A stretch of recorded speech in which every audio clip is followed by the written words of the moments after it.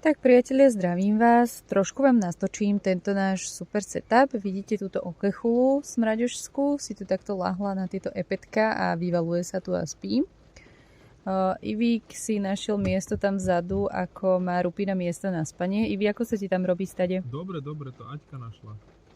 No akože ja som to vyskúšala, celkom je to fajn. Akorát čo tvoje nohy? Pôjde, mám to vystreté. No proste je to také trošku provizorné riešenie a dôvod, prečo robíme takto, ja teda som tu, Ivy je tam v tom pravom rohu auta, ja som tu v ľavom rohu auta, tu mám vystreté nohy.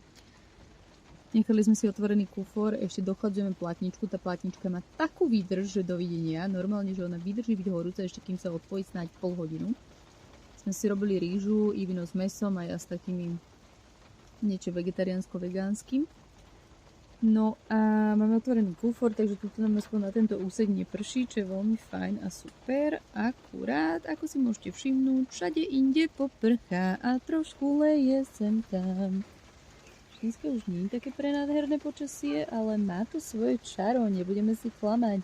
Museli sme sa takto uskromniť v našom priestore. Takže je to veľmi atraktívna ponuka, ako ísť kempovať, keď prší. V tomto krásnom počasí som sa rozhodla, že vám trošku tu ponatáčam, teda reku, že to druhé okolie. Tuto keď si priblížime, no trošku tam vidno tie hotely biele v rámci toho lesíka, tak naľavo od toho je historické mestečko Krk. To už máme zmáknuté, tam sme spolu boli. A tuto sa prechádzame teraz na druhú stranu kempu. Tuto panička sa chodí učiť pri nohe a celkom je to ide.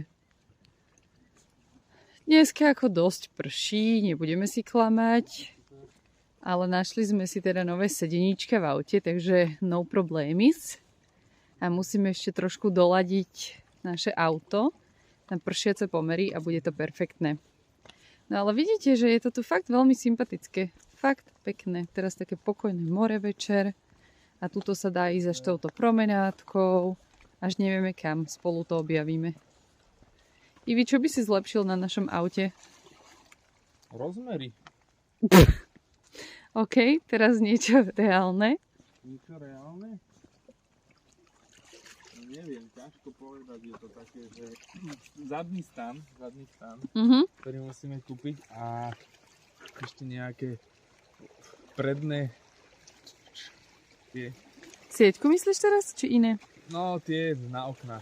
Aha, záseny na okná, no jasné. To musíme vystrihnúť. A potom ešte nejaký tak trošku inak úložný priestor a ešte nám bude chýbať, asi za chvíľku vypovie chladnička, lebo veta ide non-stop. Ale chladnička je perfektná zatím, moc hezká. No pri tomto počasí je super. Dobre, teraz si správame takú rekapituláciu, a.k.a. reflexiu na tento kemp Ježevac. Odporúčil by si ho, Ivi? Ale áno, hej. Ja by som ho tiež určite odporúčila. Môžeme ísť sem do tejto? Môžeme ísť na tento krásny molo chodiaci priestor. Tuto si môžeš spraviť nejaké číslo, ktoré by si odprezentoval pred Radkom, neveste, či v rúže pre nevestu. Pekné veľmi. No. Zase kúsla Iviho. A tak to tu pekne naozaj vyzerá. Ale kemp Ježevac, perfektné. Ja by som úplne odporúčala. Kúsok do mesta. Fakt, to je podľa mňa najväčšia výhoda. Nie kilometr do mesta, čo 700 metrov a človek už je v prvej kaviarni. Hej. Je tu brutálne dobrý internet. To fakt. Akože to je brutálne, že my tu celý čas cvičíme, že voláme. Normálne máme cally, na tým sa všetko a všetko v pohode ide aj s zapnutou kamerou. Ani raz to tak asi neseklo. Okolo 50 megabit, tak aby vedeli aj znali veci. Hej. Na píči. Priamo na píči je to 50 megabit. Takže a hoci to je kde super. sa pohnem, tak hneď ma prepne, je to super. Je to fakt super a tá vzdialenosť od toho mesta je parádna a zároveň ste vlastne úplne na pláži a úplne, že pri meste. Takže topka, čo sa týka týchto podmienok. Plus tu máte aj to vybavenie, ako sme si ukazovali, že ten minimarketík, nejakú mini pekárničku a tieto veci, takže komu sa nechce vôbec nikam ďaleko ísť, alebo proste nejako nestíha, tak si tu vie zaobstarať tieto základné veci. Takže dávala by som veľmi veľa hviezdičiek z veľmi veľa hviezdičiek. To je moje hodnotenie. Priatelia, zdravíme vás tento deň. Je to deň neidentifikovateľný. Túto etapu vlogov robíme tak, že Nerobíme ho už proste na dennej báze, takže je to úplne jedno, aký je deň.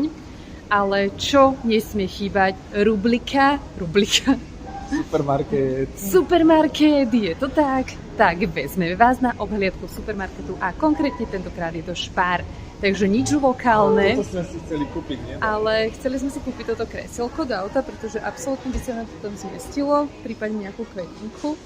Ale však ako nebudeme vás dlho trápiť supermarketom, aj keď vieme, že je to i v jeho hobby chodiť po nich, takže... Čo to tu je za potraviny? No, ideme si kúpiť niečo rýchlo na papčo. Dovidenia zatiaľ.